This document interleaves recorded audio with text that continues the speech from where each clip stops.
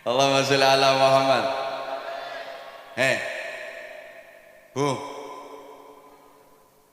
ada 3 golongan manusia yang ibadahnya sebagus apapun gak akan diterima oleh Allah.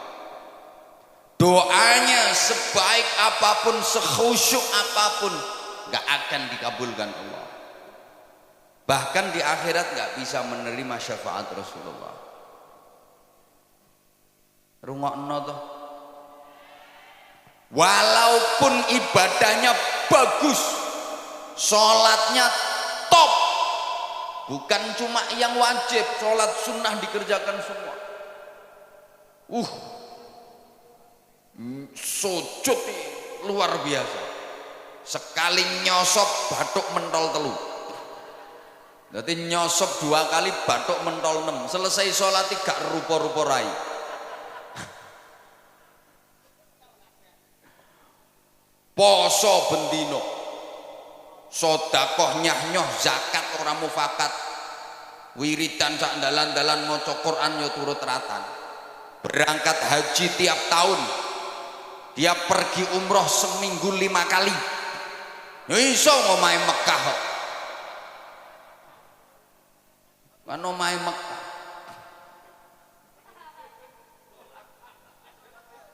Wis tak pikir aku ngomong. Ora iso kowe apa bantah ora iso. Gak mungkin seminggu umroh berangkat ping 5. Omahe Mekah.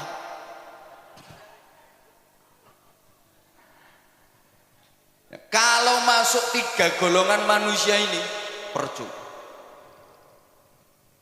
Gak akan diterima Allah. 1, aqul walidain. Anak yang durhaka kepada kedua orang tua. Naudzubillah. Sehebat apapun anak, kalau sampai durhaka kepada orang tua, berani kepada orang tua, menentang orang tua, melawan orang tua, zalim kepada orang tua, menyakiti hati dan perasaan orang tua, menyia-nyiakan orang tua, padahal si anak hidupnya berkecukupan, kaya, orang tuanya hidup menderita, itu dia mentala. Alah wis kadung.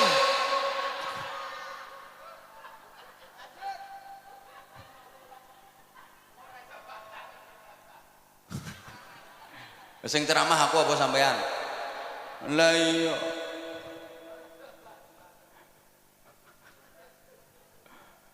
Walaupun ini anak alim,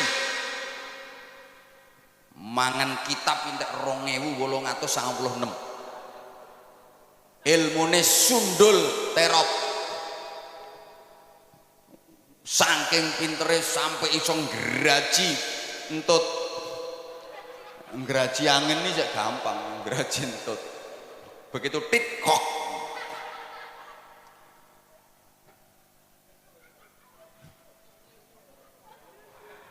Kalau berani sama orang tua, menyakitkan orang tua, durhaka kepada orang tua, seluruh ibadahnya ditolak sama Allah. Doanya nggak akan dikabulkan oleh Allah. Bahkan di akhirat dia nggak bisa menerima syafaat Rasulullah. Walaupun secara lahiriah orang tuanya seakan-akan bersalah, karena dalam hubungan anak dengan orang tua itu undang-undangnya cuma ada 2 pasal. Pasal 1, orang tua tidak pernah bersalah. Pasal 2, apabila orang tua melakukan kesalahan, kembali ke pasal 1. Ya gak mumet, memang pasalnya cuma 2. Jadi hubungan anak kepada orang tua itu pasalnya cuma 2 undang-undangnya. Pasal 1, orang tua tidak pernah bersalah.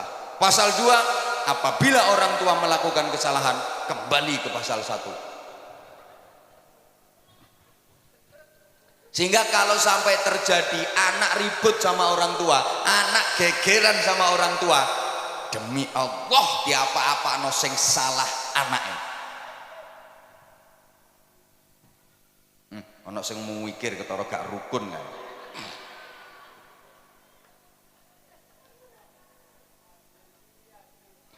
Wajar. Karena nggak ada orang tua, nggak ada anak. Orang tua itu menjadi sarana, lantaran wujudnya manusia di alam dunia, betul? Boleh kene ana sing tanpa wong tua. Dadi marang bejudus teko lemah. Apa meletek teko watu. Maka saya di mana-mana katakan selamanya anak nggak mungkin bisa membalas budi kepada orang tua, nggak mungkin anak bisa membalas jasa orang tua, nggak mungkin bisa. Orang tua pernah gembol anak, anak nggak pernah gembol orang tua. Wong tua tahu ngeden ngetokno anak, anak gak tahu ngeden ngetokno wong tuane. Ngedene yang ngetokno gedang goreng. Loh, orang tua merawat anak itu lama dan ikhlas, nggak ada yang berharap imbalan. Nah, aku ngerumat kowe sampai 20 tahun, saiki kon wis dadi tentara. Ayo hitungan sedina aku njaluk upah 50.000. Nggak ada.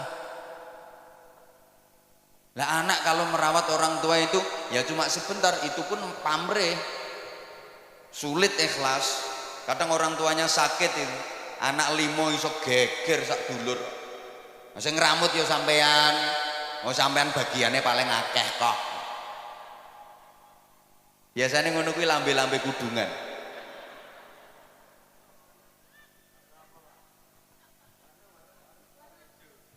Halo. Halo. Ya. Rungokno. Orang tua merawat anak itu yang diharapkan hidupnya anak. Sing diharap-harap uripe. Lah nek anak ngramut wong tua iki mek karo nunggu matine kok.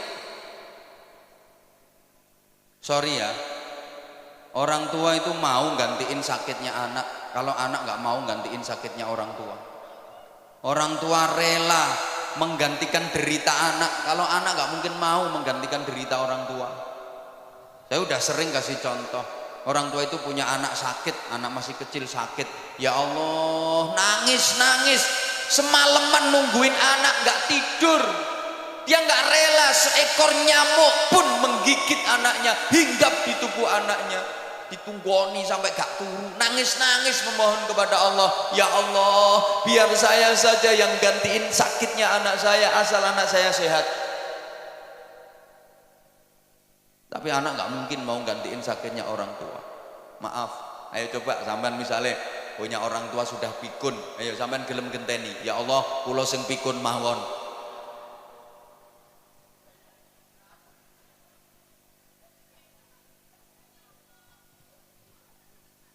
Orang tua tuh punya anak pilek, hidung tersumbat, sing nyumpeli yo umbel, ndak iso ambekan, diapakno?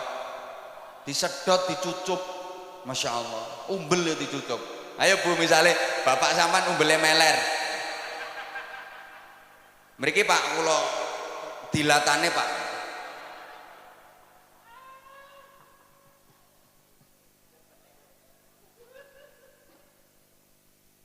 Lah orang tua itu siapa saja? Satu, abul jasad, orang tua kandung, ayah dan ibu kandung. Dua, abur ruh, yang merawat ruh, merawat jiwa, gurunya, kiainya, bunyainya, ustadz-ustadzahnya. Hukumnya sama orang tua. Kalau orang tua kandung itu yang merawat jasmani, kalau guru, kiai, bunyai itu yang merawat rohani. Ini dirungokno apa ora toh? Tiga, yang ngasih pasangan hidup, mertua, sama wajib dihormat. Bu, menantu kalau nggak rukun sama mertua, ya sama, itu namanya menantu yang tidak berbakti kepada orang tua, durhaka. Sama. Ada enggak? Ngacung.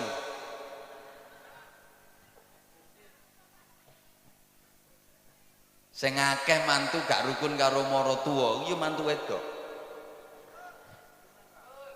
Kenapa? Mohon maaf, penting ini. Perempuan itu cenderung serakah.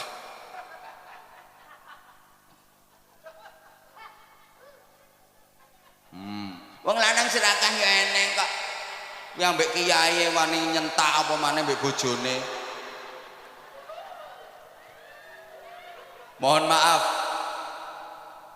banyak istri yang tidak merelakan suaminya untuk berbakti kepada orang tua. Banyak suami yang tidak menyadari posisi. Sorry ya, istri sama suami itu beda. Karena istri perempuan, suami laki-laki. Nah iya beda. Istri itu haknya suami. Kalau suami bukan haknya istri, haknya orang tua. Rungokno. Suami itu haknya orang tua. Artinya suami harus lebih memprioritaskan orang tuanya, mementingkan orang tuanya daripada istrinya. Ya sama-sama penting, istrinya penting, orang tuanya penting, tapi perbandingannya lebih dipentingkan orang tuanya daripada istrinya. Ini kalau suami.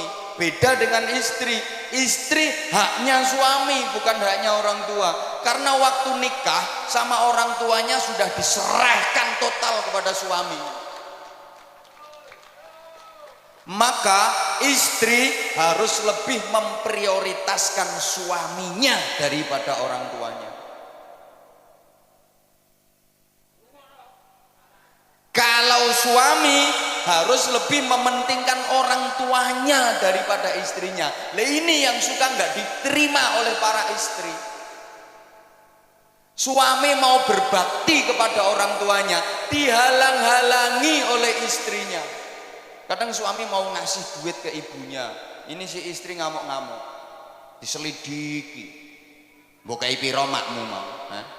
Mbok kei pira makmu mau? Mbok kei pira? Ya kekno kabeh kono. Kekno kabeh. Ndang ngusungi rono kabeh. Gawa nang gone makmu kabeh kono. Wis, klambimu nang digarono pisan, bantalmu sak sarungmu sungi rono. Engko bengi nang kelon karo makmu kono.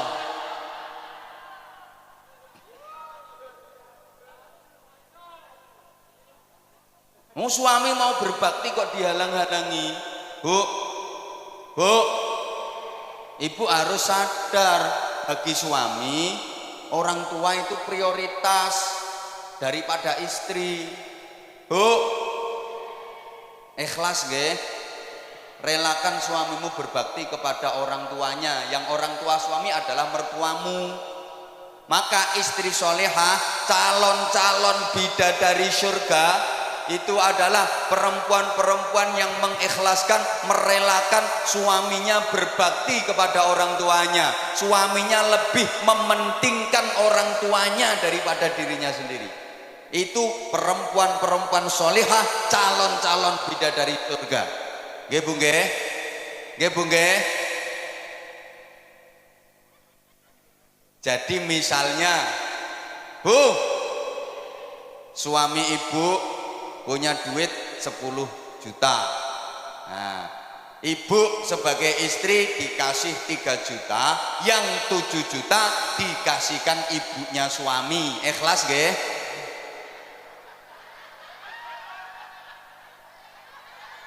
Ikhlas nggih?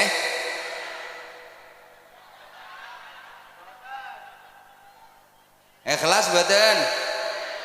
Mulane angel mlebu swargamu ya ngono.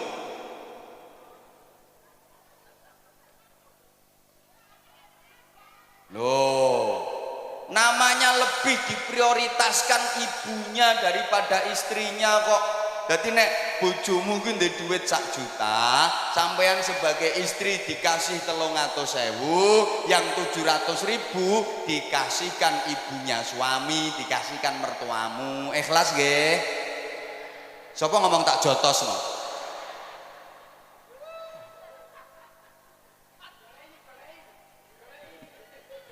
jotos deh. Kuwi istri apa petinju kok. Tak jotos deh. Kalau ibu ikhlas, nah itu gampang masuk surga. Itu istri solehah dan calon-calon ratu bidadari surga. Halo, rungokno. Jadi sampeyan iku Bu, kalau dikasih uang belanja sama suami, sebelum nerima duit itu sampean ngomong, "Mas, aku sampean kei duit ngene iki, buke sampean kei to ora?" Lek buke sampean kei ya aku gelem nrimo duit iki. Lah nek buke gak sampean kei, aku mau nampani, Mas. Buke kei sik kudu luwih akeh. Lek buke wis sampean kei, lagek tak trimo. Ngoten nggih? Pret. Pret.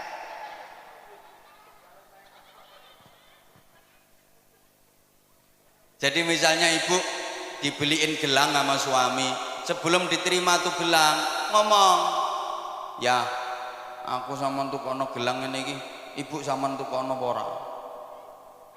Lek ibu sampean tukono ya aku gelem. Lah nek ibu gak sampean tukono, aku mau nganggo ya, gak gelang-gelangan ra apa-apa. Penting ibu timbang aku. Ibu sing ngramut sampean, sengsara, rekoso mulai cilik gedhekno sampean, sorone ra karuan. Aku petuk sampean wis siap pakai.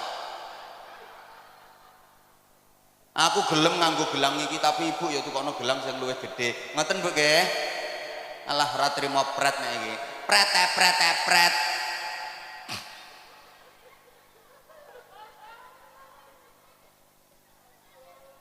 Ibu, jadi misalnya ibu mau diajak berangkat umroh sama suami, ibu harus ngomong, "Ya, aku kata dijak umroh, ibu sampean jak tagal. Lek ambek ibu aku ya gelem melu ya. Lah nek ibu gak sampean jak, aku ya mau padha-padhane duwe sampean pas-pasan. Berangkat ambek ibu ae. Aku kari-kari gak apa-apa. Penting ibu timbang aku."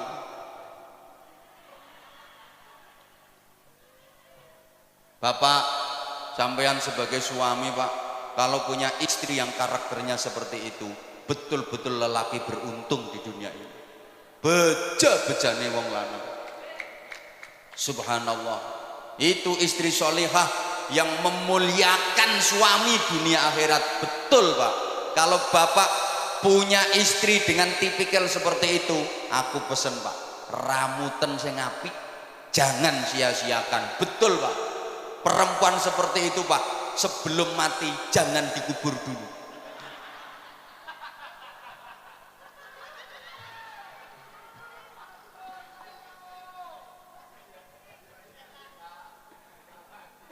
Soalnya langka.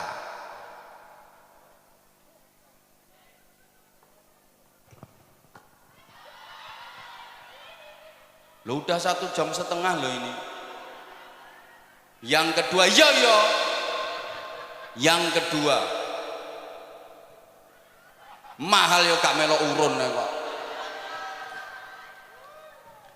Yang ibadahnya pasti ditolak, doanya nggak mungkin diijabah, dan di akhirat nggak bisa menerima syafaat Rasulullah adalah para istri menengok. Lu memang iya kok. Istri-istri yang suka melukai perasaan suami, menyakiti hati suami padahal suaminya benar, dan suka membebani suami di luar batas kemampuannya. Tak baleni. Pengumuman. Ibadah sebaik apapun gak akan diterima Allah, doa sekhusyuk apapun gak akan diijabah Allah, dan di akhirat gak bisa menerima syafaat Rasulullah. Siapa? Istri-istri yang suka melukai perasaan suami, menyakiti hati suami padahal suaminya bener. Aku gak bakal suami sih gak bener. Alah rungokke sik.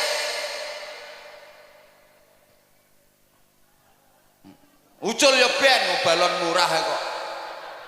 Balon ucul geger ndanak kabeh.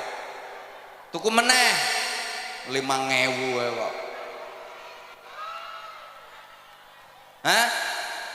Malah mek 3.000 gegerno pengajian. Halo? Halo? Bu, ini beneran loh, Bu. Rasulullah pernah cerita, besok di akhirat itu ada perempuan yang wujudnya enggak wujud manusia, bentuknya enggak bentuk manusia, tapi ndasnya alah ndasnya itu ndas celeng, terus awaknya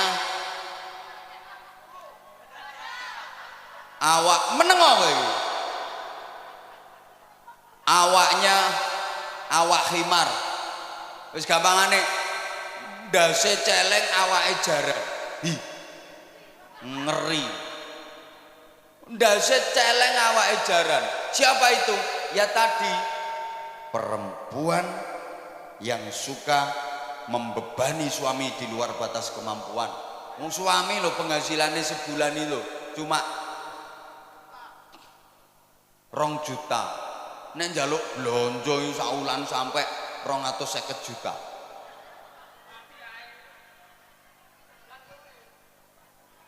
Misalnya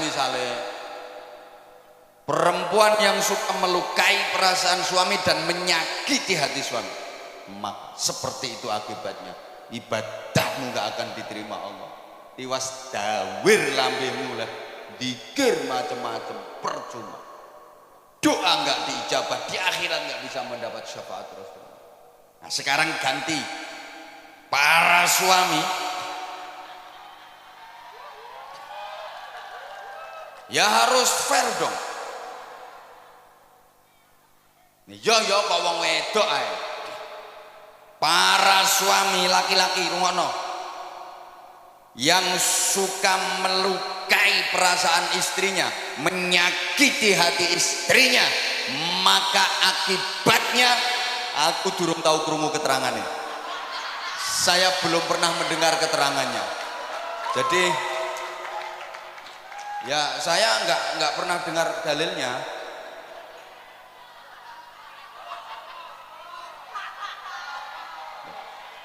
Lah nanti kalau saya sampaikan yo malah keliru kabeh. Saya nggak pernah denger.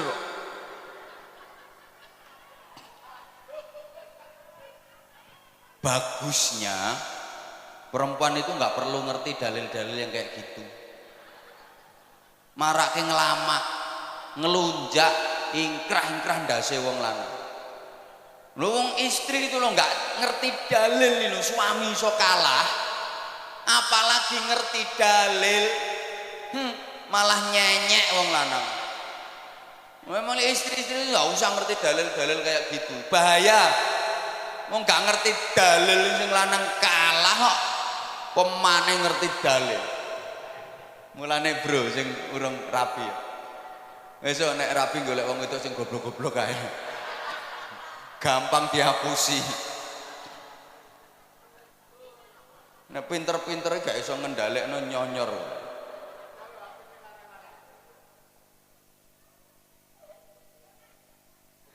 Yang ketiga udah itu berlaluan. Yang ketiga orang yang mutus silaturahmi. Itu yang ibadahnya nggak akan diterima oleh Allah. Doanya nggak diijabah sama Allah. Di akhirat nggak bisa mendapatkan syafaat Rasulullah. Maka itu perlu kita hindari 3 hal tadi. Allahumma sholli ala Muhammad. Nah selanjutnya jamaah rahimakumullah, perlu perbaikan diri, peningkatan kualitas ibadah, baik yang vertikal hablum minallah, ibadah ritual, maupun yang horizontal hablum minan nas, ibadah sosial. Halo, dilanjut apa mboten? Oke, Kak Imboi. Ya, ini ibarat kerja itu lembur berarti. tambahan durasi ya. Gini, ya hidup ini harus selalu ada peningkatan dan perbaikan. Slogane hari ini harus lebih baik daripada kemarin, dan esok harus lebih baik daripada hari ini. Dalam menjalani hidup, pantang bagi kita untuk berprinsip aku masih seperti yang dulu, aku begini engkau begitu. Itu sama saja. Kalau orang Jawa bilang sami mawon, nek diteruske bokonge Mbak Mi dintup. Harus ada dinamika ke arah hidup yang lebih baik. Ibu bapak jamaah rahimakumullah, pembangunan musola ini harus disertai dengan pembangunan manusianya. Iya, kita berharap mudah-mudahan musola, masjid-masjid yang ada itu benar-benar bisa menjadi laboratorium rohani, pembangunan mental spiritual. Negara kita itu punya jargon di lagu kebangsaan Indonesia Raya itu, bangunlah, bangunlah, ayo toh Bu. Pertama bangunlah jiwanya dulu, baru bangunlah untuk Indonesia, bangunlah jiwanya. Pembangunan jiwa itu menjadi sangat penting.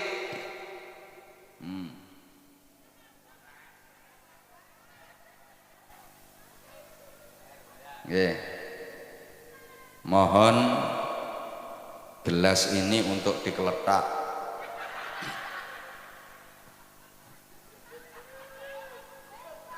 Untuk pembangunan sorban.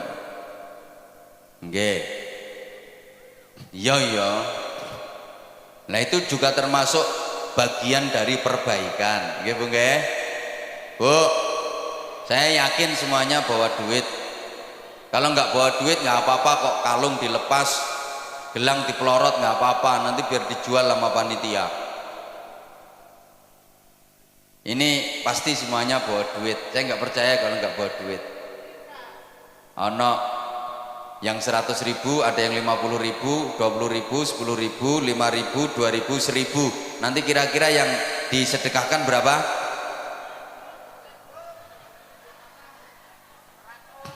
Perlu diingat, sedekah itu yang penting banyak walaupun tidak ikhlas, daripada ikhlas cuma sedikit. Tak baleni, lebih baik sedekah yang banyak walaupun tidak ikhlas daripada ikhlas tapi cuma sedikit. Kenapa? Saya berani bilang lebih baik sedekah banyak walaupun tidak ikhlas. Loh iya, daripada ikhlas tapi sedekahnya cuma sedikit. Karena kalau sedekahnya banyak, terus sedekah banyak, terus sedekah banyak, pasti lama-lama ikhlas. Mesti metu ikhlas. Mikir ora ikhlas, wis ngetokno akeh kok ora ikhlas. Tapi kalau sedekah itu prinsipnya yang penting ikhlas walaupun sedikit, sampai mate gak kira sedekah akeh. Dan ciri-ciri sedekah ikhlas, tanda-tanda sedekah itu ikhlas adalah sedekahnya banyak. Tandane wong sedekah ikhlas iku sedekah akeh. Soalnya nek sedekah akeh gak mikir, gak perhitungan. Tak baleni. Tanda-tanda orang ikhlas dalam bersedekah itu adalah sedekahnya banyak. Tandanya ikhlas. Soalnya gak perhitungan, gue duit piro, wis gak perhitungan. Engko urusan engko, sesuk urusan sesuk. Rezeki akeh sing guri, mesti ditempui, diganti sama Allah dengan ganti yang lebih banyak. Itu tandanya ikhlas. Di antara tanda-tanda orang sedekah tidak ikhlas, itu sedekahnya nilainya kecil, sedekahnya sedikit, tandane wong perhitungan. Duitku karek 200, kok nek tak sedekahno 50, lak karek 150, sesuk bayar kreditan 70. Anakku sangune rungokno nang ngaji gak butuh sangu anakmu. Halo, maka wong niku nek sedekahe kulino sithik iku tandane gak ikhlas. Ayo bantau. Sedikit banyak itu bukan jumlah dan nominal, tapi prosentase dan pembanding. Ukuran sedikitnya yang ngeleset di bawah sama yang duduk metingkring di atas panggung jelas beda. Jelas beda. Mungkin lek kanggo sampean 500.000 wis akeh. Tapi lek kanggo sing nang dhuwur panggung sithik 500.000 kuwi. Makanya saya bilang bukan jumlah tapi prosentase dan pembanding ukurannya.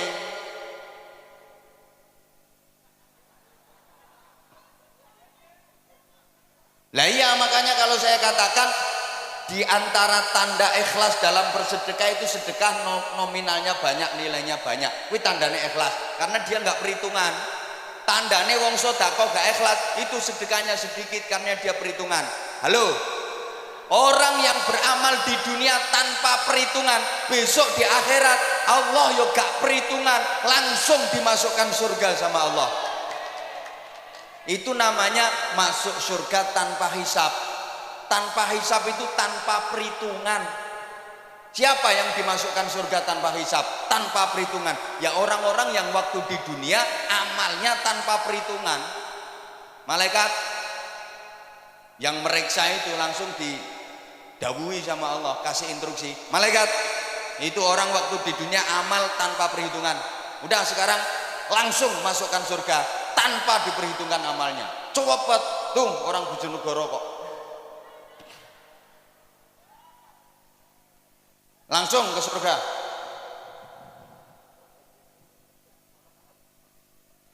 Halo. Lah kalau orang di dunia amalnya penuh perhitungan, besok di akhirat Allah juga penuh perhitungan. Dihitung dulu, amal bagusnya ada berapa, amal jeleknya ada berapa, lebih banyak mana tangannya untuk muter tasbih sama untuk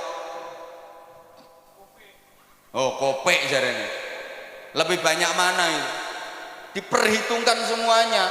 Lama perhitungan itu, paham gak?